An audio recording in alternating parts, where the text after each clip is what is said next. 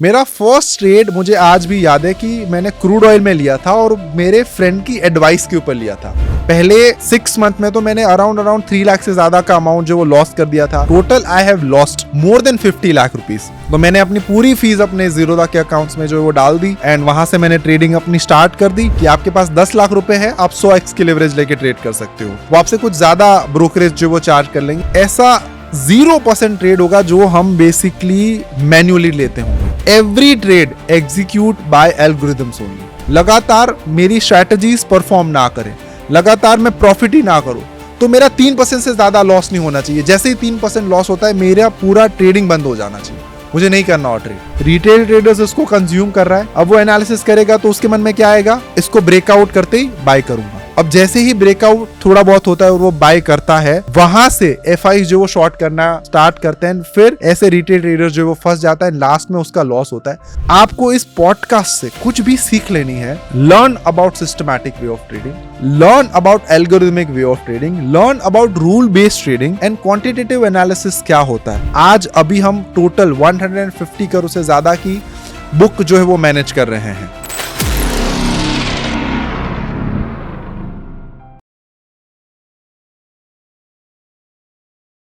नमस्कार, बाजार के माहिर के एक और खास एपिसोड में आपका स्वागत है। और हमारी हर बार यही कोशिश रहती है कि हम आपको ऐसे एक्सपर्ट से मिलाएं जिनको मार्केट का काफ़ी सालों का एक्सपीरियंस रहा और उस एक्सपीरियंस से वो आपको सिखा पाएं कि कैसे आपको मार्केट में काम करना है, कैसे आप अपने पोर्टफोलियो को मैनेज करें। और इसी सीरीज़ में आज हमारे साथ हैं एक ऐसे एक्सपर्ट जो आज आपके साथ एक ऐसे सीक्रेट्स रिवील करेंगे जो रिटेलर्स को पता नहीं है या फिर इंस्टीट्यूशन उनको बताना नहीं चाहते हैं। तो सर से ही जानते हैं आज सर की जर्नी, और वेलकम करते हैं सर का। कैसे हैं सर आप? Thank you so much first of all मुझे इस प्लेटफॉर्म के ऊपर इनवाइट करने के लिए।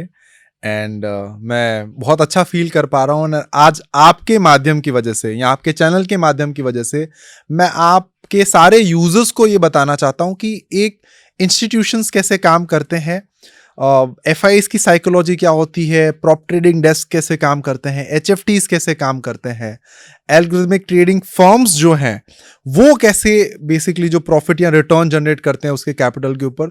तो ये सारी चीज़ों के बारे में हम आज के एपिसोड में बात करेंगे और जो जो क्वेश्चंस आप पूछोगे उसका मैं ऑनेस्ट तरीके से आपको जो है आज आंसर दूंगा।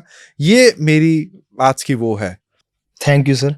बट पहला क्वेश्चन आप मुझे ये बताइए कि जब भी कोई भी ट्रेडर अपनी जर्नी स्टार्ट कर रहा है मार्केट में, दो ही तरीके से करता है। या तो वो बाई चांस आ जाता है मार्केट में, मतलब किसी फ्रेंड ने बताया, उसने कोई ट्रेड ली, लॉस हो गया या फिर प्रॉफिट हो गया, ठीक है। या फिर आता है बाई चॉइस कि भाई उसको एक करियर बनाना है, उसको पहले से ही पता है, या तो फैमिली बैकग्राउंड होता है ऐसे ही, या फिर उसको सिखाया जाता है, वो उसने एजुकेशन ली है उस तरीके की ताकि वो मार्केट में बाई चॉइस आए, बाई चांस ना आए।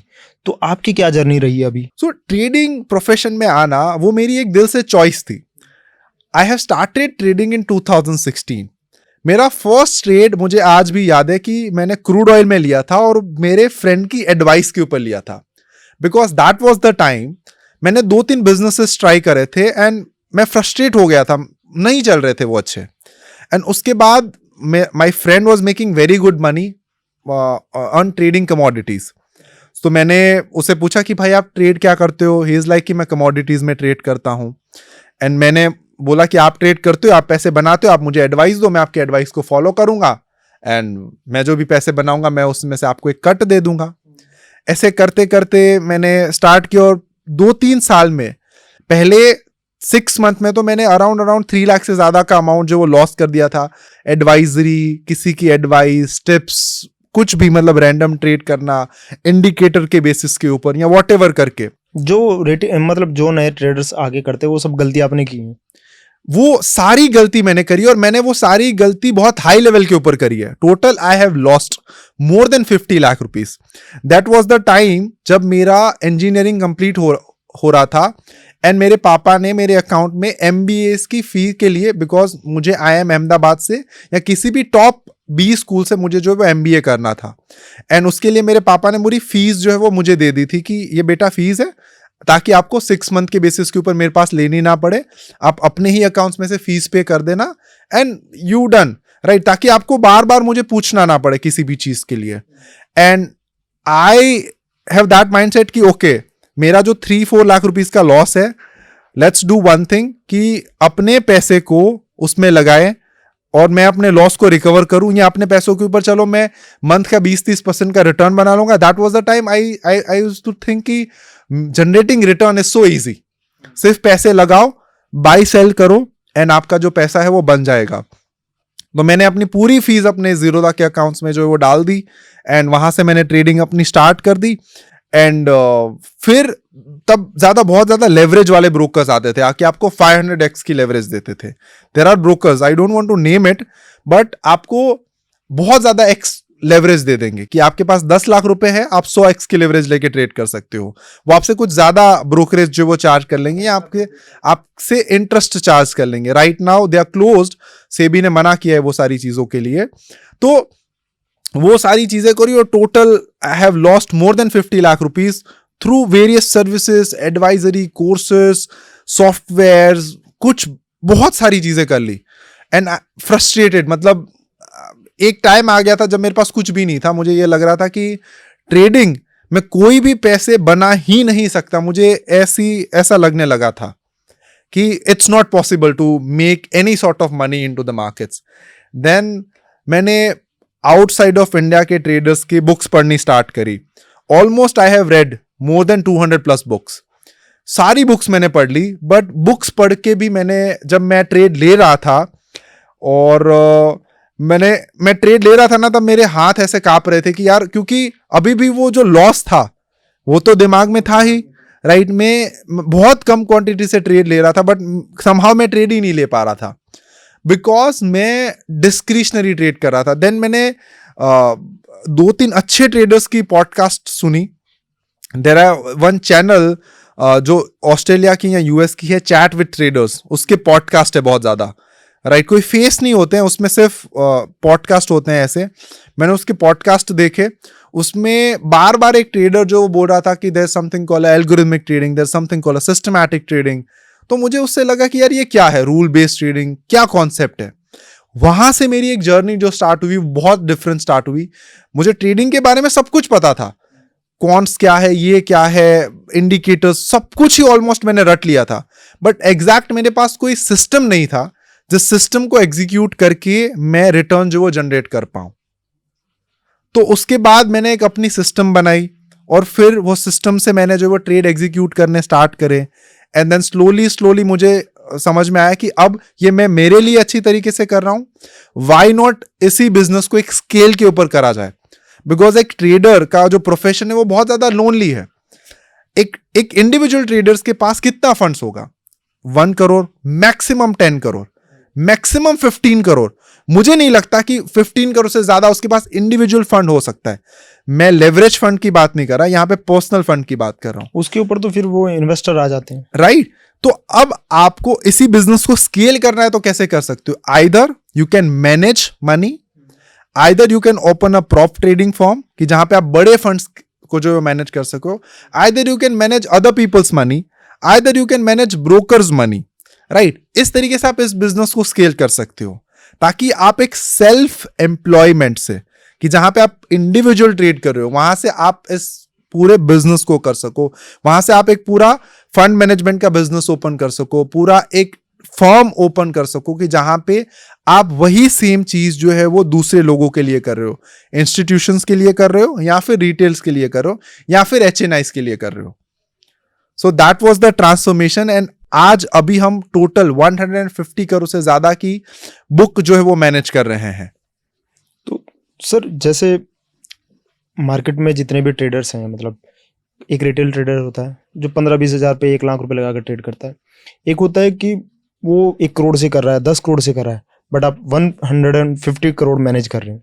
ठीक है, तो उस टाइम की साइकोलॉजी क्या रहती है कि आप जब ट्रेड में एंटर होते हैं, ठीक है, और एग्जिट से पहले क्या साइकोलॉजी रहती है कि हाँ, और डिफरेंस कैसे रहता है? मतलब कोई 1 लाख का कैपिटल मैनेज कर रहा है खुद का, या फिर वो 150 करोड़ मैनेज करता है, उसमें डिफरेंस क्या आता है? देखो, मैं अब आपको ना यहाँ पे एक चीज बताऊंगा, आपको शायद सुन के ऐसा लगे कि यार ऐसे भी होता हो, बट हम 150 करोड़ के कैपिटल में ऐसा 0% ट्रेड होगा जो हम बेसिकली मैन्युअली लेते होंगे.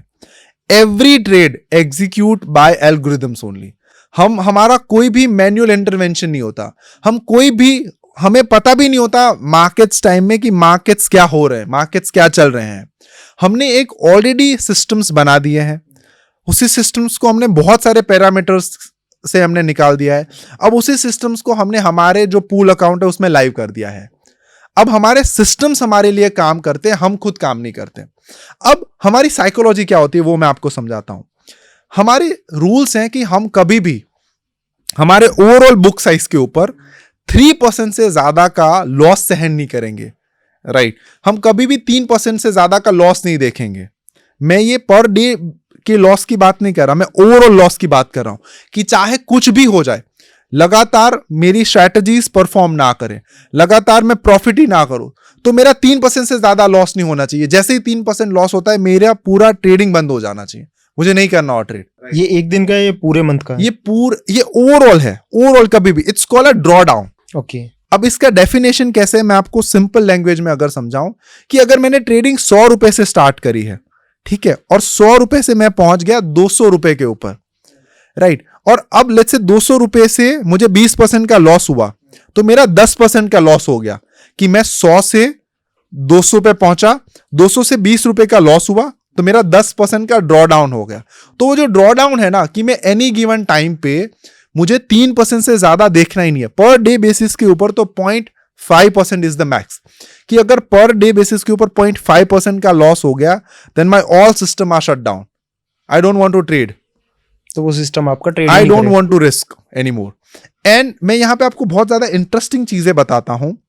जैसे हमारे एल्गोरिथम्स ऐसे काम करते हैं कि मार्केट्स में अगर वॉलेटिलिटी ज्यादा है तो जो सिस्टम्स वॉलेटाइल मार्केट्स में वर्क करते हैं वो एक्टिवेट हो जाएंगे, पूरे एआई ड्रिवन है। अगर मार्केट्स साइडवेज है, राइट, और मार्केट लो वॉलेटाइल है, तो जो लो वॉलेटाइल में सिस्टम्स काम कर रहे हैं वो सिस्टम्स एक्टिव हो जाएंगे।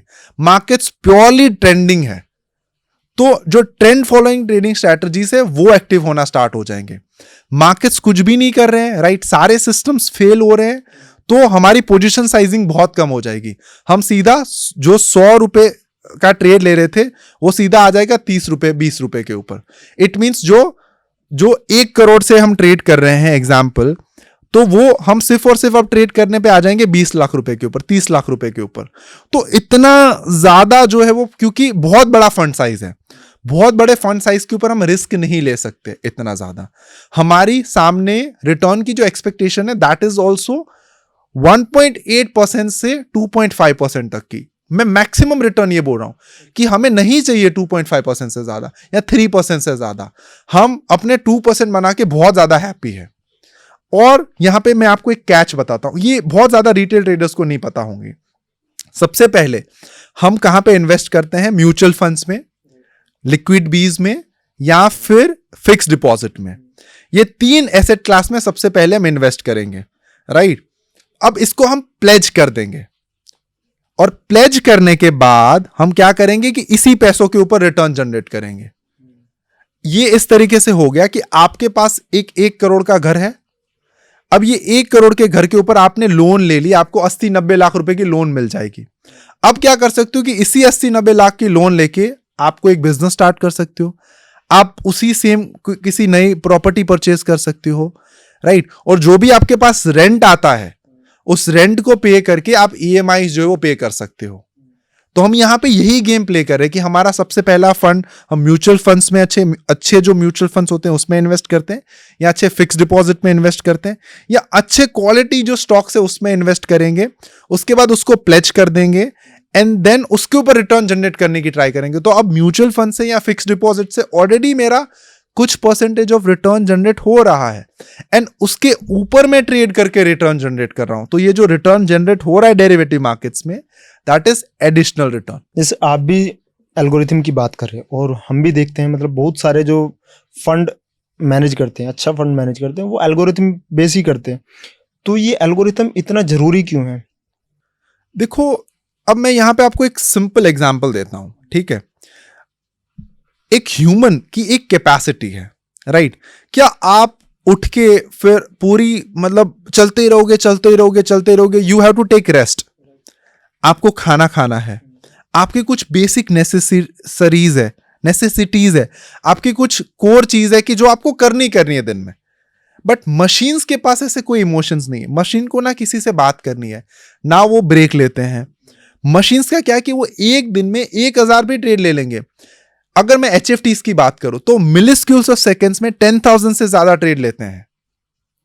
There is a firm called Graviton, right, approximately 3 से 4,000 करोड़ से ज्यादा का फंड मैनेज करते हैं, राइट। HFT है वो प्रॉपर, राइट। मिलिस्क्यूल्स ऑफ सेकेंड्स में, इंडिया की टॉप HFTs में उसका नाम है, मिलिस्क्यूल्स ऑफ सेकेंड्स में, राइट। 1 सेकेंड में 10,000 से ज्यादा ट्रेड्स एग्जीक्यूट कर देते हैं, इन एंड आउट कर लेते हैं। तो मशीन्स की रिक्वायरमेंट इसीलिए ज्यादा है because machines can work better than humans. Humans इतने ज्यादा ट्रेड एग्जीक्यूट नहीं कर सकते। अब आप ट्रेड एग्जीक्यूट करने जाओगे, आपके पास इमोशंस हैं, आप सोचोगे भी कुछ भी, but machines can't think. Machines को तो जो मैंने बोला है वो सेम एग्जीक्यूट करेगा। और यहां पे एक और चीज मैं आपको बताना चाहूंगा कि जो आप बोल रहे थे कि एक फंड मैनेजर का माइंडसेट क्या होता है, साइकोलॉजी क्या होती है, और एक रिटेल ट्रेडर्स की साइकोलॉजी क्या होती है। रिटेल ट्रेडर्स की गलती है कि उसके पास कैपिटल कम है। जब वो 1 लाख, 10 लाख या 5 लाख कैपिटल के साथ आता है, वो ये सोचता है कि मैं दिन का 500 रुपए बना लूं, मैं दिन का 1000 रुपए बना लूं। वो ऑलवेज वो एक मजदूरी या एक दिहाड़ी के माइंडसेट से सोचता है कि मैं आज काम करूं और मुझे 500 रुपए मिल जाए, मैं आज काम करूं और मुझे 1000 रुपए मिल जाए। बट ट्रेडिंग यार एक ऐसी फील्ड है, आप कभी भी मार्केट को फोर्स करके थोड़ी पैसे बना सकती हो। मार्केट्स को थोड़ी पता है कि आप कौन हो, आपकी नीड क्या है, आपका कैपिटल कितना है और आपके पास नॉलेज कितना है। Market don't know anything. Markets को तो ये भी नहीं पता आप किस डीमेट अकाउंट से ट्रेड कर रहे हो, कुछ भी नहीं पता। व्हाट मार्केट नोस कि आपने कौन सी प्राइस पे बाय किया, आपके बाय करने के बाद प्राइस ऊपर गया तो आपके उतने पॉइंट का प्रॉफिट है, तो आपके अकाउंट में पैसे, जिसने उसका उल्टा करा है उससे पैसे आपके अकाउंट में ट्रांसफर होंगे। अगर आपके अकाउंट्स में 10 पॉइंट का लॉस हुआ तो उतने पैसे आपके अकाउंट से लेके दूसरे अकाउंट में ट्रांसफर हो जाएंगे। That is the basically simple markets can do. अब रिटेल ट्रेडर्स क्या एक्सपेक्टेशन के साथ आते हैं। अब जैसे मैं आपको बताता हूं FIs कैसे हैं। एक बिल्डिंग बन रही है, ठीक है, एक बिल्डिंग बन रही है, जीरो से एक बिल्डिंग बन रही है। तो आप सोचो कि कितना ज्यादा इन्वेस्टमेंट लगता है, राइट। हर दिन जो वहां पे काम करने के लिए आते हैं उसको पैसे देने हैं, जो बेसिकली सीमेंट्स होते हैं या जो मशीनरीज मंगाई जाती है, जो भी सारी चीजें हैं उसका खर्चा उसको देना पड़ता है, कॉस्ट बेयर करना पड़ता है। 6 से 8 महीने में या 1 साल में एक बिल्डिंग रेडी होगी और जब सारे यूनिट बिक जाएंगे तब बिल्डर को प्रॉफिट होगा। ये इंस्टीट्यूशंस का माइंडसेट है। अब रिटेलर्स का माइंडसेट कैसा है, वो एक जो एक मजदूर होता है उसका माइंडसेट है कि मैं आज आऊं, 500 रुपए का काम करूं और रात को 500 रुपए लेके घर चला जाऊं, राइट। बट वो ये नहीं सोच रहा कि वो बिल्डर कैसे सोच रहा है। वो तो सोच रहा है कि मैं 6-8 महीने के बाद पैसे बनाऊं, बट मुझे पैसे बनाने करोड़ों में, मुझे पैसे बनाने बिलियंस में, मुझे पैसे बनाने मिलियंस में। तो मैं 6-8 महीने वेट करने के लिए रेडी हूं। मैं 6-8 महीने सारी पूरी चीजें रेडी करूंगा। अभी मेरा इन्वेस्टमेंट भी लगेगा, टाइम भी जाएगा, एनर्जी भी जाएगा, बट मैं पैसे लास्ट में बनाऊंगा। बट मैं ये सब लोगों से ज्यादा बनाऊंगा।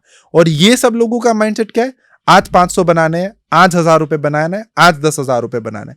मुझे नहीं पता मेरी स्ट्रैटेजी कब काम करेगी, कब प्रॉफिट करेगी, कब लॉस करेगी, राइट। मेरी स्ट्रैटेजीज के रूल्स डिफाइन है। मुझे पता है इतना रिटर्न में भी मिल सकता है, प्रोबेबिलिटी है। अब मुझे ईयर के एंड में देखना है। मैं अब कभी भी किसी भी बिजनेसमैन को देख लो, 3 मंथ के बेसिस के ऊपर, 6 मंथ के बेसिस के ऊपर या ईयर के बेसिस के ऊपर ऑलवेज प्रॉफिट एंड लॉस की काउंटिंग होती है।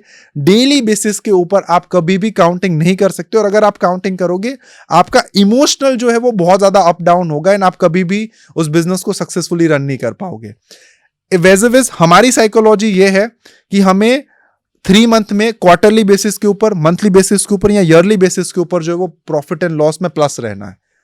तो ये साइकोलॉजी में जब डिफरेंस आएगा एक रिटेल ट्रेडर के, तब जाके वो जो है मार्केट से एक रिटर्न एक्सपेक्ट कर सकता है। एंड ऑलवेज रिटेलर्स की ये एक्सपेक्टेशन है कि यार मैं 20% रिटर्न बना लूं, मैं 30% रिटर्न बना लूं, मैं 40% रिटर्न बना लूं अ मंथ। अब आप मुझे एक चीज बताओ, वर्ल्ड की सबसे बड़ी फर्म, राइट, वर्ल्ड का सबसे बड़ा जो हेज फंड है या मैं वर्ल्ड की सबसे बड़ी एसेट मैनेजमेंट कंपनी है, that is black rock, right. नाम आपने सभी लोगों ने सुना ही होगा। बहुत सारा हेज फंड्स ही है। अब हेज फंड्स के एवरेज रिटर्न देखना 20%, मैक्सिमम रिटर्न जाते हैं 30%। मैं बोल रहा हूं 30% तो आज तक बहुत कम लोगों का 30% गया है, 25% वैसे जाते हैं। देयर आर फंड्स कि जो बहुत ज्यादा स्केल में रिटर्न करते हैं, मैं ये नहीं बोल रहा कि इससे ज्यादा हो सकते हैं। देयर आर फंड्स जिसने 60% के भी रिटर्न जनरेट करें, बट आप देखो कि उसके पास क्या टेक्नोलॉजी है, क्या साइकोलॉजी है। वो एक पर्सन को 10 करोड़ की सैलरी देते हैं स्ट्रैटेजीज बनाने के लिए, and we come as a retail traders, 5 lakh रुपए का कैपिटल है, हम ये सोचते हैं कि हम वो सब लोगों को बीट कर देंगे। Not possible. अब मैं आपको एक और भी सीक्रेट बताता हूं, ये technical analysis is a scam. अब आपको ये हाँ आपको सुन के अजीब लगेगा, बट मैं आपको एक चीज बताता हूं। आपको एक चीज सीखनी है, ठीक है? मैं आपको 1000 इंडिकेटर दे दूं, 1000 तरीके के अलग अलग चार्ट्स दे दूं, राइट, 1000 अलग अलग तरीके के पैटर्न दे दूं, ट्रेंड लाइन दे दूं, आप उसमें कंफ्यूज हो जाओगे। अब करना क्या है? बिल्कुल हो जाऊंगा। तो इंस्टीट्यूशंस ने सारी चीजों को इतना ज्यादा कंफ्यूजन बनाया। देखो, market is a very simple game, right? Buy sell, that's all. Buy को बुलिश बोल दिया, सेल को बेरिश बोल दिया। Indicators, RSI, moving averages, technical analysis, fundamental analysis, P ratio, ये रेशियो, ट्रेंड लाइन, ये पैटर्न, वो पैटर्न। अब एक रिटेल ट्रेडर्स के लिए ये नाम ही पहले तो बहुत ज्यादा उसको सीखना समझना, call option, put option, arbitrage, ये सब बहुत सारी चीजें, इंप्लाइड वॉलेटिलिटी, ग्रीक्स। अब रिटेल ट्रेडर्स इसको कैसे सीखे भाई? है बहुत सिंपल गेम, बट मैं आपकी तरफ 500 ऐसी चीजें फेंक दूंगा जिससे आपका कोई लेना देना नहीं है, और 10 लोग बस बोल रहे हैं कि यार ये करना है, और आप उसी चीज में बस कंफ्यूज हो जाओगे, और एट द एंड आप और कंफ्यूज हो जाओगे कि इसको करना कैसे है भाई।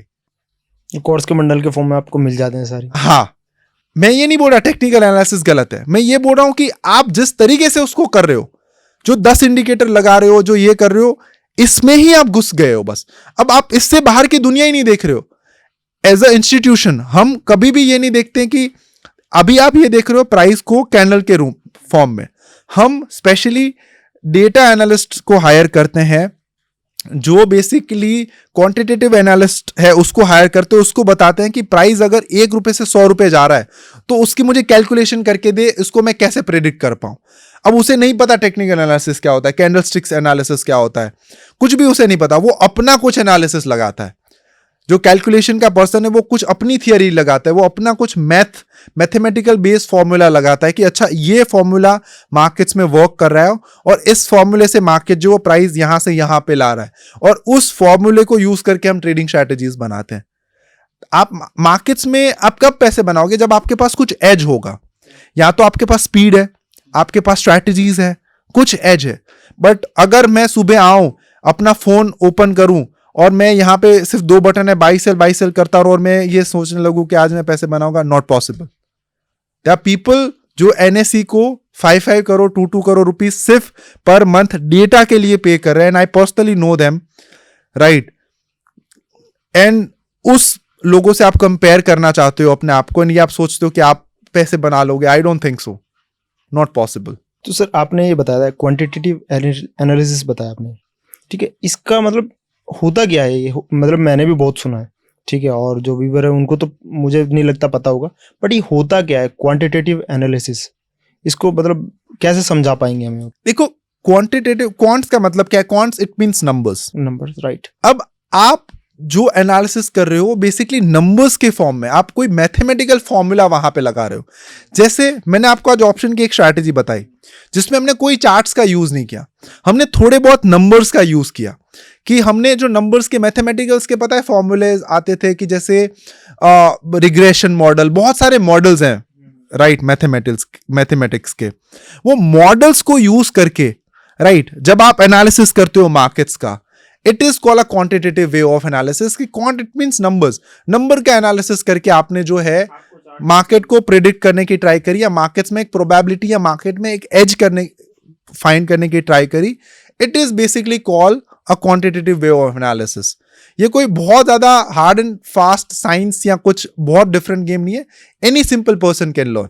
इसके लिए हमें technical analysis, price action. Technical analysis का तो सिंपल मतलब क्या है कि जहां पे आप टेक्निकल चीजें देख रहे हो, जहां पे आप प्राइस को एक कैंडल स्टिक्स या उस फॉर्म में देख रहे हो, एक ग्राफिकल वे में रिप्रेजेंट कर रहे हो, it is basically called a technical analysis. But यहां पे आप क्या कर रहे हो कि जो प्राइस, जो बेसिकली 1 रुपए से जो प्राइस 100 रुपए पे जा रही है, आप उसको एक मैथमेटिकल फॉर्मूला के थ्रू या मैथ्स के थ्रू आप एनालाइज करने की ट्राई करते हो। इसे सिंपल लैंग्वेज में क्वांटिटेटिव एनालिसिस बोलते हैं। तो आपने अभी बताया कि कुछ बड़े बड़े जो इंस्टीट्यूशन हैं वो डेटा खरीदते हैं 5 करोड़ का, 10 करोड़ का, तो ये सब लोग FII और DIAs ही हैं, राइट? तो ये खरीदते क्यों हैं और इसका काम कहाँ यूज करते हैं, और ये रिटेलर से कैसे, मतलब रिटेलर कैसे उससे अलग रहते हैं? अब देखो, इसको मैं पहले तोड़ता हूं इस चीज को। ऐसा नहीं है कि सिर्फ FIC डेटा परचेस करते हैं, इंडियन फर्म्स, जैसे समझ लो मैं आपको एक चीज बताता हूं। अभी आपके पास जो रिटेल, अब जो अकाउंट है, right, whatever broker that you are using, that is वो जो डेटा है वो फ्री का डेटा है जो ब्रोकर खरीदता है। अब आप देखो सप्लाई कैसे है। सबसे पहले NSE की जो ऑफिस है, वहां पे ब्रोकर की ऑफिस है, सबसे पहले टिक जो है वो NSE के पास आया, NSE के पास से आपके ब्रोकर के पास आया, और ब्रोकर के पास से जो है आपके पास आया। ये जो डेटा है, it's a normal data, average data, right. अब एक इंस्टीट्यूशन को क्या चाहिए, उसको NSE से सीधा अपने पास डेटा चाहिए, उसको बीच में कोई मीडिएटर नहीं चाहिए, राइट। उसको लेटेंट फास्ट डेटा चाहिए। जो अभी भी आप अपने ब्रोकर टर्मिनल में डेटा देखते हो ना, इट इज अ लेट, ये कोई रियल डेटा नहीं है। जो आप प्राइस देख रहे हो ना, वो ऑलरेडी हो चुकी है और उसके बाद आपको दिख रही है। एक इंस्टीट्यूशन को क्या चाहिए, जैसे मैं आपको समझाता हूं। एक रिटेल ट्रेडर कितनी करोड़ से ट्रेड ले रहा होगा? 5 करोड़, 10 करोड़, 15 करोड़ मैक्सिमम, राइट, उससे ज्यादा नहीं। तो उससे बेसिकली इतना ज्यादा लिक्विडिटी से कोई फर्क नहीं पड़ेगा उसको। तो ये नहीं देखना ना यार कि मुझे एक ऑर्डर एग्जीक्यूट करना है, तो मुझे सामने ये देखना है कि सामने इतने लोग बायर या सेलर है कि नहीं है। बट एक इंस्टीट्यूशन को फर्क पड़ेगा, उसे तो 1000 करोड़ के सौदे मारना है, उसे 500 करोड़ से अपने ऑर्डर्स को एग्जीक्यूट करना है, तो उसे ये सारी चीजों के बारे में जानना पड़ता है। और सेम टाइम पे उसे फर्स्ट टिक उसे खुद को चाहिए। जैसे मैं आपको ये बताता हूं कि यार क्यों ये डेटा इतना ज्यादा इंपॉर्टेंट है, क्यों ये सब लोग डेटा के पीछे इतना पागल हैं। अब लेट्स से समझ लो एक HFT है। HFT का सिंपल मतलब ये है, आप सभी लोगों को पता होगा, हाई फ्रीक्वेंसी ट्रेडिंग। अब ये हाई फ्रीक्वेंसी क्या है, सिर्फ नाम का सभी लोगों को पता चल गया, बट उसमें 2 चीजें होती है। First is basically a market making, कि जहां पे वो मार्केट्स को बेसिकली बनाते हैं। सेकेंड, वो प्योर HFT करते हैं, जहां पे, अब मैं आपको अगर इसको बहुत सिंपल लैंग्वेज में बताऊं तो लेट्स से इस तरीके से है कि HFT काम कैसे करती है, इसको पहले समझते हैं, ठीक है। आपको इससे पता चल जाएगा कि डेटा का कहां पे यूज होता है वो। लेट्स से मार्केट्स में आपने 1000 क्वांटिटी का एक ऑर्डर मार दिया, निफ्टी फ्यूचर, आपने ये बोला कि मुझे 1000 क्वांटिटी खरीदनी है। अब HFT क्या करती है मैं आपको बताता हूं। मार्केट ऑर्डर आपने मार दिया, ठीक है। HFT क्या करेगी कि आपने मार्केट ऑर्डर मारा, मिलीस्क्यूल्स ऑफ सेकेंड्स में उसे ये पता चल गया कि सामने वाले किसी इतनी क्वांटिटी में मार्केट ऑर्डर आ रहा है। अब वो क्या करेंगे कि लोअर प्राइस के ऊपर उसको खरीद लेंगे और आपको वो बेच देंगे हायर प्राइस के ऊपर। आपको 10, 20, 50%, मतलब 0.20 या 0.50 पॉइंट की स्लिपेजेस दे देंगे, राइट। उससे क्या होगा कि आपको जो ऑर्डर 1 रुपए पे मिल रहा था, वो आपको अब 2-3 रुपए और ऊपर के प्राइस के ऊपर मिलेगा, बिकॉज आपने मार्केट ऑर्डर मारा है। तो उसको क्या चाहिए, उसको ये सारी चीज का डेटा चाहिए कि कितने लोग बाय कर रहे हैं, कितने लोग सेल कर रहे हैं, मार्केट्स में कितनी लिक्विडिटी है, कितने लोग किस टाइम के ऊपर कर रहे हैं, एक पर्टिकुलर सेकंड के ऊपर कितने मैक्सिमम क्वांटिटी का ऑर्डर आया। There is something called a tape reading, कि जहां पे आपको हर एक टिक के ऊपर पता चलेगा कि इस टिक के ऊपर 500 क्वांटिटी का ऑर्डर एग्जीक्यूट हुआ, इस टिक के ऊपर 3000 क्वांटिटी का ऑर्डर एग्जीक्यूट हुआ, इस पर्टिकुलर टिक के ऊपर 10,000 क्वांटिटी का ऑर्डर एग्जीक्यूट हुआ। अब आप समझ लो कि कोई इंस्टीट्यूशन आता है और वो सीधा 50,000 क्वांटिटी का ऑर्डर एग्जीक्यूट करता है 3 सेकेंड्स में, तो सामने वाले इंस्टीट्यूशन को पता चलेगा कि यार इसने ये ऑर्डर एग्जीक्यूट करा है, there is something is cooking, कुछ ना कुछ तो खिचड़ी पक रही है, राइट। तभी ही इतने ज्यादा लेवल के ऊपर जो है इस साइड के ऑर्डर जो है वो एग्जीक्यूट हो रहे हैं। तो ये सारा जो डेटा है ना, उसको इंस्टीट्यूशन बहुत ज्यादा बारीकी से देखता है, बारीकी से स्टडी करता है। प्लस में उसे स्पीड में डेटा चाहिए, राइट। उसे चाहिए कि वो जो टिक मार्केट्स में हो रहे हैं ना, वो मेरे पास सबसे पहले आए, राइट। तो इस वजह से वो डेटा को इतना ज्यादा मायने रखते हैं, डेटा को इतना ज्यादा वो रखते हैं। और कितने सारे अच्छे ट्रेडिंग फर्म्स जो है, वो अच्छे ब्रोकर्स जो है, उसकी एनएसई में खुद ऑफिस होती है और वहां से ही वो सीधा डेटा जो परचेज करते हैं। बिकॉज एक्सचेंजेस कैसे पैसे बनाते हैं? डेटा सेल करके। तो ये बेसिकली एक ट्रैप होता है रिटेल ट्रेडर के लिए। एक रिटेल ट्रेडर के लिए ट्रैप नहीं है। रिटेल ट्रेडर कभी ये अफोर्ड नहीं कर सकता ये डेटा परचेस करना, because that data it's very expensive. अगर आपको टिक बाय टिक का डेटा चाहिए आज, राइट, तो it's a very expensive data. आपको मतलब बहुत लेवल 1 का डेटा चाहिए, बहुत ज्यादा, जो HFTs यूज करते हैं, right, very expensive data, you can not afford, right. Minimum you have to pay 20-30 lakh rupees. But फिर भी एक जो रिटेल ट्रेडर्स हैं और जो एक HNI है या फिर FIDIs हैं, उनके एक गैप तो है ना उसके बीच में, एक बहुत बड़ा गैप है। एक पर्सन आ रहा है प्योर अपने सारे वेपन्स को लेके, उसके पास अच्छी टीम है, अच्छी स्ट्रैटेजीज है, अच्छा इंफ्रास्ट्रक्चर है और अच्छे लोग हैं जो इस काम को बेस्ट तरीके से एग्जीक्यूट कर पाए। सामने रिटेल ट्रेडर खड़े हैं जिसको कुछ नहीं पता, ठीक है, जिसके पास बेचारों के पास एक फोन है, एक सिंपल सा सादा न्यूज चैनल है, राइट। जो इंस्टीट्यूशंस है, they have the platform called Bloomberg, right, बहुत ज्यादा बड़े बड़े प्लेटफॉर्म है, राइट। एक और प्लेटफॉर्म था, कोई फिन या ऐसा कुछ प्लेटफॉर्म है जो फाइनेंस के डेटा प्रोवाइड करते हैं, फैक्टसेट करके हैं, जो फाइनेंस का डेटा प्रोवाइड करते हैं। Monthly they are charging 3-4 lakh rupees. तो जो भी छोटे एल्गोरिथमिक ट्रेडिंग फॉर्म्स हैं, वो सब इसको यूज करते हैं। तो गैप तो है ही। एक रिटेल ट्रेडर अनमेच्योर तरीके से आ रहा है मार्केट्स में, एक FIs जो है या एक प्रॉप ट्रेडिंग फॉर्म या एक एल्गो ट्रेडिंग फॉर्म जो है, वो बहुत ज्यादा इक्विप्ड होके आ रही है। तो दोनों फाइट करेंगे, कौन जीतेगा? आज आप पॉडकास्ट कर रहे हो, आपके पास इतना अच्छा सेटअप है। अब एक बंदा आ रहा है जिसके पास कोई सेटअप नहीं है, जिसके पास वीडियो शूट करने के लिए कैमरा भी नहीं है। आपको क्या लगता है किसके व्यूज ज्यादा आएंगे? Obviously because you coming with a setup, आपने इतना ज्यादा खर्चा किया है, आप लीडर हो इस तरीके से।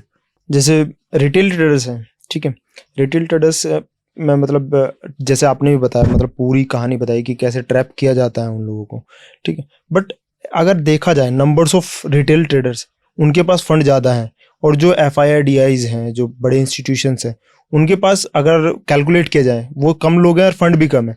बट रिटेलर्स के पास फंड भी बड़ा है और वो उनकी संख्या भी ज़्यादा है, बट फिर भी ये इंस्टीट्यूशन कैसे खा जाते हैं एक रिटेल ट्रेडर को? First of all very good question.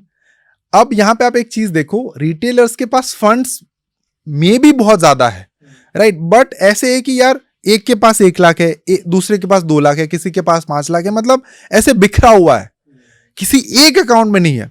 Institutions क्या है कि लेट्स से उसे एक साथ, अगर लेट्स से निफ्टी को आज उसे ऊपर करना है, ठीक है, तो एक साथ उसने लेट्स से या कोई XYZ स्टॉक्स है, जैसे समझ लो कोई XYZ स्टॉक है, 10,000 करोड़ की कंपनी है, उसको आज उसे 10% चलाना है, तो वो 1000 करोड़ के सौदे एग्जीक्यूट करेगा और उसको 10% चला देगा मार्केट कैप के हिसाब से, ठीक है। अब रिटेलर्स को ऐसा करना है तो कैसे कर सकता है? पॉसिबल ही नहीं है। उसके पास फंड्स ज्यादा है बट अलग अलग अकाउंट्स में है, और कोई एक बंदा थोड़ी है। आपका मन शायद उस स्टॉक को करने का ना हो, मतलब बिखरे हुए चीजें हैं।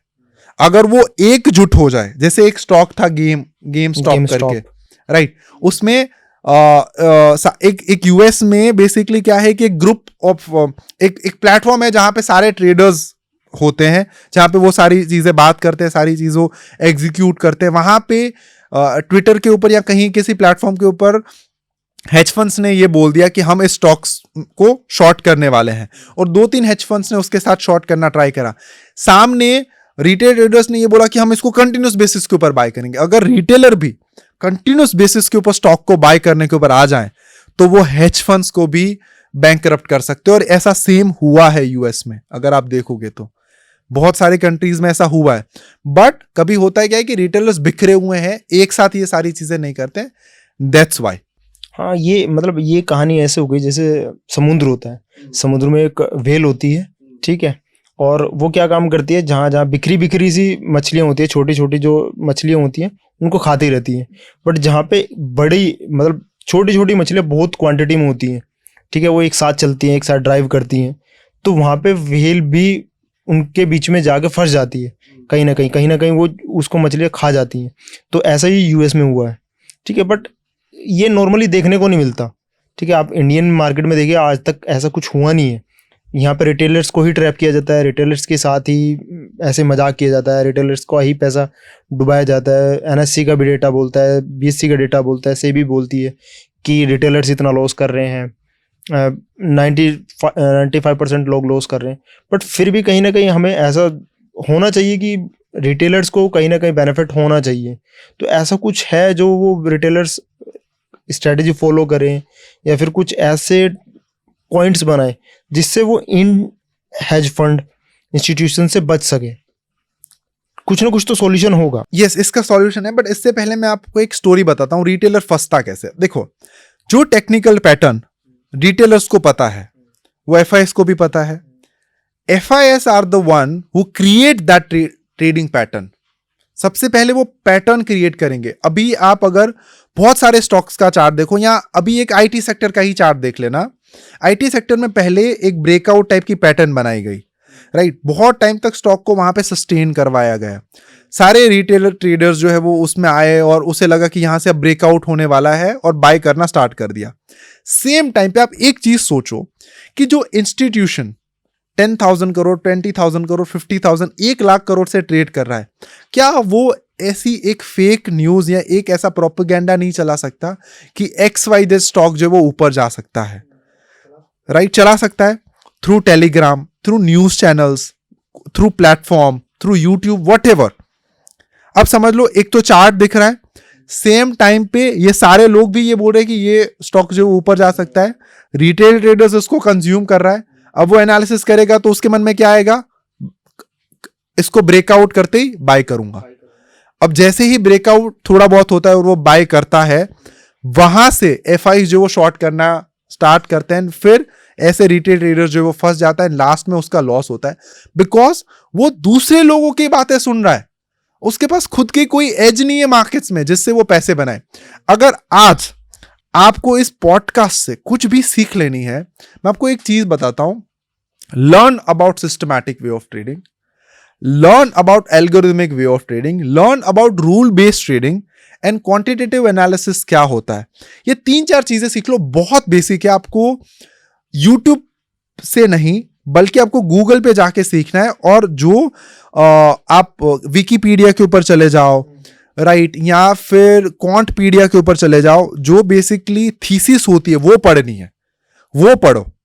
वीडियोस मत देख लो किसी के, वो किसी बंदे ने देखे हैं और फिर वो आपको आके बता रहे हैं। आप अपनी थॉट प्रोसेस चलाओ, अपने दिमाग चलाओ, अपनी तरीके से बुक पढ़ो और फिर देखो कि ये होता क्या है, एंड उसके ऊपर काम करना स्टार्ट कर दो। अभी भी आप अगर डिस्क्रिशनरी ट्रेडिंग कर रहे हो तो मुझे नहीं लगता कि आप और ज्यादा इसमें सस्टेन कर पाओगे, because discretionary trader won't work, discretionary trading won't work, because आप कितना प्रिडिक्ट करोगे मार्केट्स को।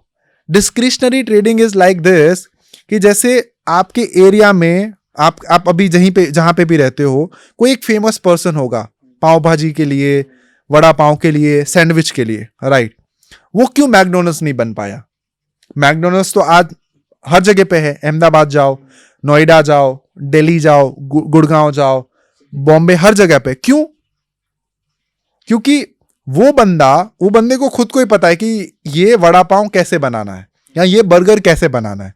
वो उसके ठेले के ऊपर तो बेस्ट तरीके से बना के देगा आपको, बट उसके पास कोई प्रोसेस के रूल्स नहीं है। वो किसी को सिखा नहीं सकता कि वड़ा पाव कैसे बनना है। जबकि मैकडोनल्ड्स ने क्या करा, सारा रूल बेस कर दिया।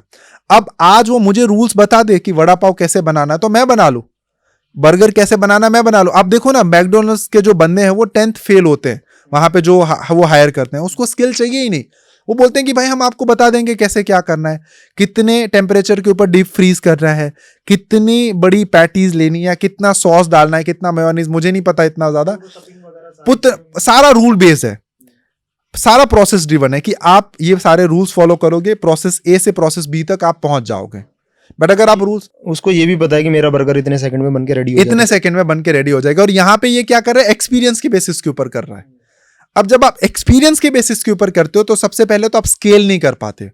तब आप यही सेम चीज, क्या वो एक दिन में 5,000 बर्गर बना सकता है?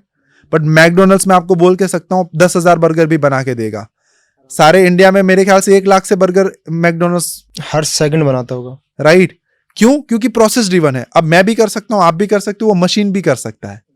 सेम मारुति सुजुकी 1998 में दिन की आप समझ लो 3 से 4 से ज्यादा की कार बना नहीं पाती बिकॉज मैनुअल वर्क था। उसके बाद उसने मशीन इंप्लीमेंट की, आज वो दिन के 50 बनानी है 50 बना दे, बिकॉज अब मशीन्स के थ्रू काम हो रहा है। ह्यूमन सिर्फ वो बता रहे हैं कि कैसे क्या करना है। 2800 गाड़ियां बनाती है Maruti. Yes, so that's why. तो सर, जैसे आपने बात करी हेज फंड की बात करी, तो ये हेज फंड होते क्या हैं और काम कैसे करते हैं? देखो, हेज फंड का पहले सिंपल मतलब समझ लो। इसका इंडिया में इसे बोलते हैं AIF, alternative investment fund. AIF category 3। AIF category 1 का मतलब ये है कि जहां पे आप बेसिकली स्टार्टअप में इन्वेस्ट करोगे। It's called a venture capitalist. कि जैसे समझ लो मैंने आपके पास से पैसे लिए और मैं स्टार्टअप में इन्वेस्ट कर रहा हूं। पता है वो कि मैं VC हूं। It's a AIF category 1। उसके बाद आता है AIF कैटेगरी 2 कि जो पैसे लेके रियल एस्टेट में इन्वेस्ट करेंगे, ठीक है, और अगर पैसों के ऊपर रिटर्न बनता है तो आपको जो है वो आपको डिस्ट्रीब्यूट करेंगे। That's called AIF category 2। अब आते हैं AIF कैटेगरी 3 जो पर्टिकुलरली डेरिवेटिव मार्केट्स में ट्रेड करते हैं, जो हाई रिस्क हाई रिवॉर्ड होते हैं, right. It's called AIF category 3। सो इसे हेज फंड बोला जाता है, जहां पे बहुत सारी डिफरेंट टाइप की डेरिवेटिव की ट्रेडिंग स्ट्रैटेजीज यूज करते हैं। आर्बिट्राज हो गया, पेयर्स ट्रेडिंग हो गई, मतलब समझ लो एल्गोज हो गए, MFTs, LFTs, बहुत टाइप की उसने स्ट्रैटेजीज या मेथड्स जो वो यूज करी, उसके ऊपर जो वो रिटर्न जनरेट किया। कुछ लॉक इन पीरियड भी होता है, कुछ विदाउट लॉक इन पीरियड भी होता है, और वो रिटर्न जनरेट करके उसने अपने लोगों में बांट दिया। बट यहाँ पे एक सैचुरेशन पॉइंट है। आप AIF कैटेगरी 3 फंड्स में या हेज फंड्स में 1 करोड़ से नीचे का अमाउंट इन्वेस्ट नहीं कर सकते। That is a limitation. This is not for the retail traders. It's like अ बड़े लोगों का म्यूचुअल फंड्स में आप 500 रुपए भी कर सकते हो।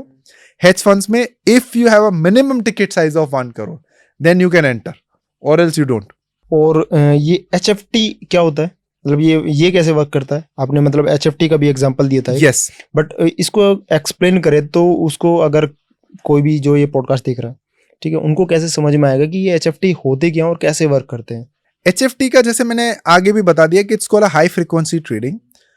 अब 2 तरीके का वो मार्केट्स में काम करते हैं। एक तो मार्केट्स में लिक्विडिटी प्रोवाइड करती है। ये कॉन्सेप्ट शायद आपको ना पता हो, बट वो मार्केट्स में लिक्विडिटी भी जब प्रोवाइड करते हैं ना, कुछ जैसे समझ लो हमें एक ऑफर आया था NSE इंटरनेशनल एक्सचेंज से। इंटरनेशनल एक्सचेंज की बात कर रहा हूँ, NSE अपना NSE की बात नहीं कर रहा, जो अपनी इंडिया में है वो। देयर इज 2 NSE, राइट, एक इंटरनेशनल एक्सचेंज भी है।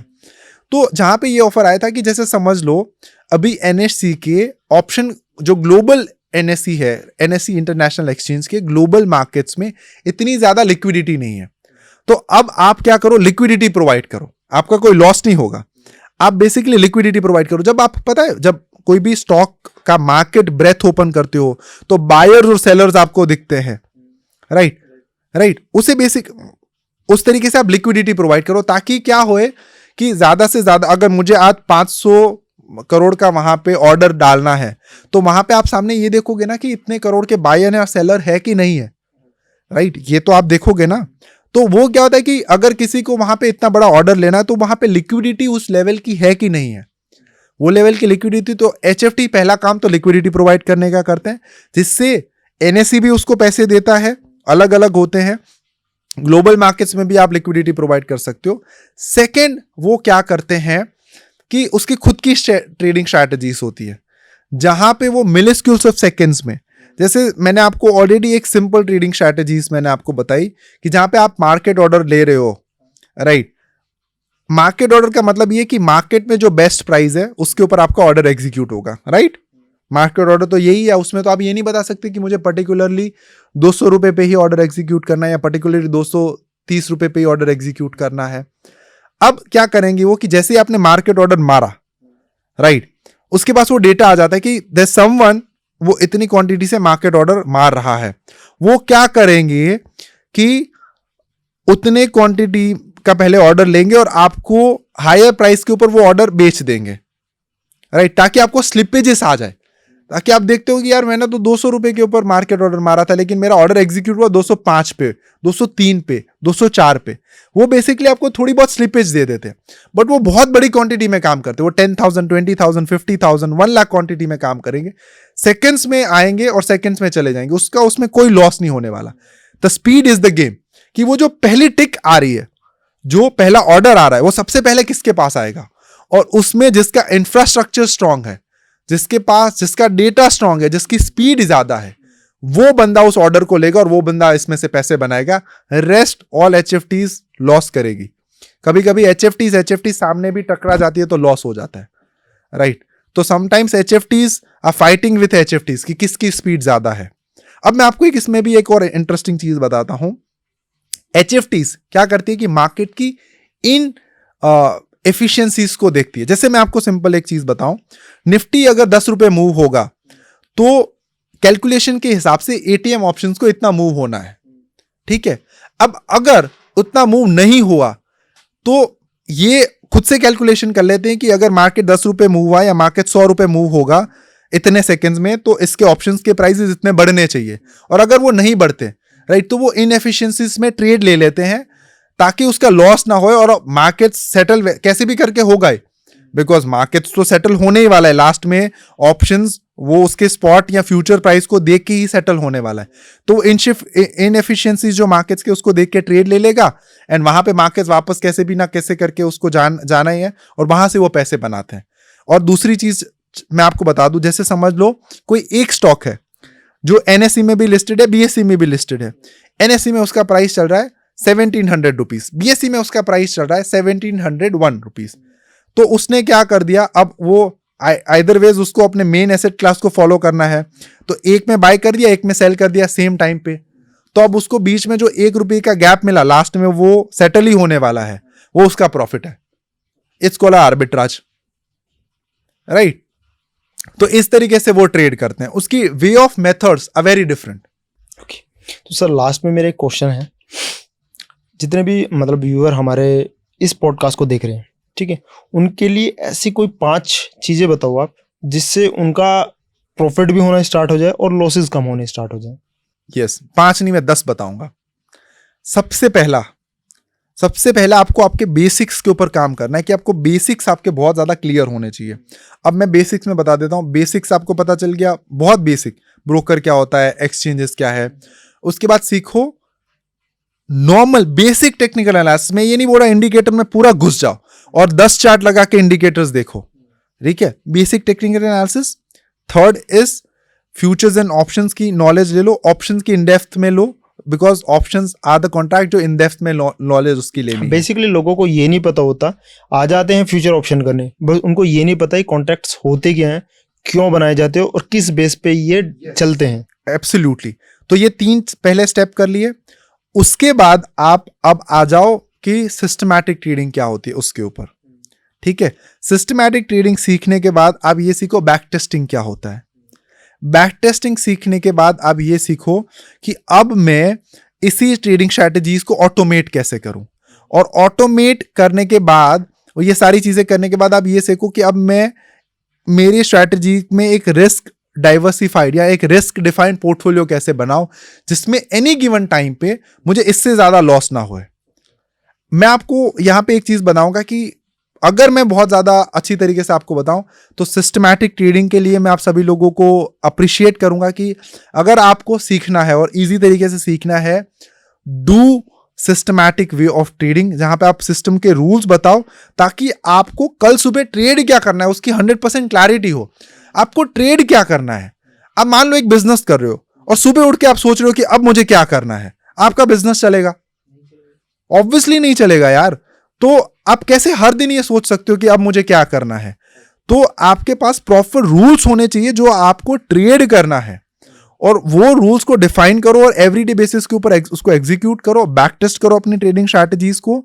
उसके बाद 10% कैपिटल के ऊपर उस ट्रेडिंग स्ट्रैटेजी को लाइव करो, देखो कि भाई रियल में उतना रिजल्ट्स आ रहा है कि नहीं आ रहा, सारी चीजें और प्रोसेस हो जाए। उसके बाद देखो कि मेरी साइकोलॉजी इस ट्रेडिंग स्ट्रैटेजी के साथ मैच हो रही है नहीं हो रही है। यार समझ लो मैं इतना ज्यादा लॉस नहीं देख सकता हूं, तो मैं ऐसी स्ट्रैटेजी बिल्कुल मेरे अकाउंट में नहीं चलाऊंगा जहां पे मुझे बहुत ज्यादा लॉस हो जाए। मैं बहुत कम रिस्क वाली ट्रेडिंग स्ट्रैटेजी ही चलाऊंगा। एंड जब मेरी साइकोलॉजी के साथ मेरा जो मेरी स्ट्रैटेजी जो मैच होती है, तभी मैं मेरे अकाउंट्स में इस स्ट्रैटेजी को लाइव करूंगा। एंड देन आपको जो वो फुल फ्लेजेड कैपिटल के ऊपर इस ट्रेडिंग स्ट्रैटेजी को लाइव करना है। एंड ऑलवेज अपडेटेड रहना है कि नया मार्केट्स में क्या चल रहा है। मैं ये नहीं बोल रहा कि एक सिस्टम को चेंज करो, एक सिस्टम बनाओ, बैक टेस्ट करो और उसको मिनिमम 6 मंथ पीरियड तक आप उसको चलाओ, कैसे भी चले। एंड जब आपकी 6 मंथ तक ट्रेडिंग स्ट्रैटेजी ना चले उसके बाद इंटरवेंशन करो, इसके बाद अपडेट करो। हर महीने ट्रेडिंग स्ट्रैटेजी चेंज करने से कुछ नहीं होने वाला। आप हर महीने अपना बेस्ट फ्रेंड चेंज करो, आपका कोई बेस्ट फ्रेंड बनेगा? ऑब्वियसली नहीं बनेगा, राइट? देन आप कैसे एक्सपेक्ट कर सकते हो कि एक ट्रेडिंग स्ट्रैटेजी आप हर महीने चेंज करते जाओ और आप प्रॉफिटेबल हो जाओ? Not possible at all. That is my advice to retail trader. तो सर आपने बताया था कि आपने 200+ बुक्स पढ़ी हैं ऑन ट्रेडिंग एंड फाइनेंस, तो ऐसी कोई 3 बुक्स जो एक बिगिनर को पढ़नी चाहिए, जो थोड़ा इंटरमीडिएट है उसको पढ़नी चाहिए, एक्सपीरियंस को तो पता ही होता है, तो वो 3 आप बुक हमें बता पाएं? सबसे पहले ट्रेडिंग की बुक्स पढ़ना बंद कर दो। बुक्स पढ़ो आप अपने आप को समझने की। मैं सच बोल रहा हूं, मेरी लाइफ में मैंने ट्रेडिंग की सारी बुक्स पढ़ ली। 5 किताबें के बाद सारी चीजें सेम आएगी। वही टेक्निकल एनालिसिस आएगा, वही साइकोलॉजी आएगी, वही क्वांटिटेटिव एनालिसिस आएगा, वही फ्यूचर्स एंड ऑप्शन है, वही ऑप्शन की स्ट्रैटेजी, कुछ चेंज नहीं होने वाला, राइट? वही साइकोलॉजी के बारे में चीजें बताएगी, बाय ऑन ग्रीड, ये वो, कुछ नहीं। मुझे जो सबसे ज्यादा बुक वर्क करी that is power of now, right?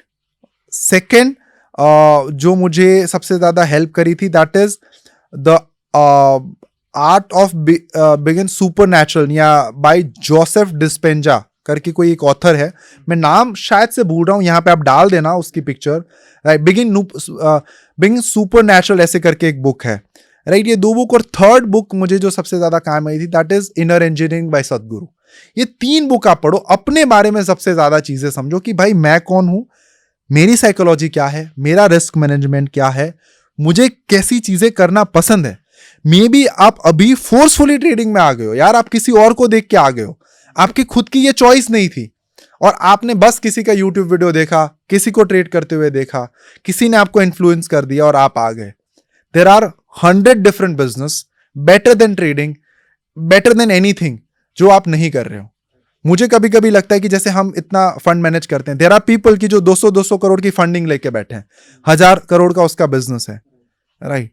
तो ऐसा नहीं है कि trading is the best, but trading is the best कि जो आपको financial freedom, time freedom, location freedom देता है, और किसी बिजनेस आपको आई डोंट थिंक सो कि इतनी ज्यादा फ्रीडम जो है वो आपको देता है। आज मैं कहीं पे भी, कहीं से भी अपना बिजनेस को जो ऑपरेट कर सकता हूं एंड अपनी लाइफ, अपने टाइम को अपने अनुसार जो वो जी सकता हूं। तो that is possible through trading only. Thank you so much sir, आपके साथ ये पॉडकास्ट काफ़ी अच्छा रहा और हमारे व्यूअर को भी काफ़ी अच्छा लगा होगा ये पॉडकास्ट। और अगर आप ये चाहते हैं कि दर्शन सर फिर से आए हमारे पॉडकास्ट पे, तो आप अपना कमेंट सेक्शन में अपना कमेंट जरूर दीजिए कि आपको पॉडकास्ट कैसा लगा, और सेकंड पार्ट करना है सर के साथ, तो उसके लिए भी कमेंट जरूर कीजिए। Thank you so much, signing off. अगर आपके भी कोई फेवरेट ट्रेडर हैं जिन्हें आप बाजार के माहिर पर देखना चाहते हैं तो हमें कमेंट बॉक्स में ज़रूर बताएं, हम उन्हें इनवाइट करेंगे। और हाँ, अगर आप एक ट्रेडर हैं और अपनी जर्नी बाजार के माहिर पर शेयर करना चाहते हैं तो डिस्क्रिप्शन में दिए फॉर्म को ज़रूर भरें। ऐसे ही और वीडियोस देखने के लिए चैनल को सब्सक्राइब करें और बेल आइकॉन भी प्रेस कर दें।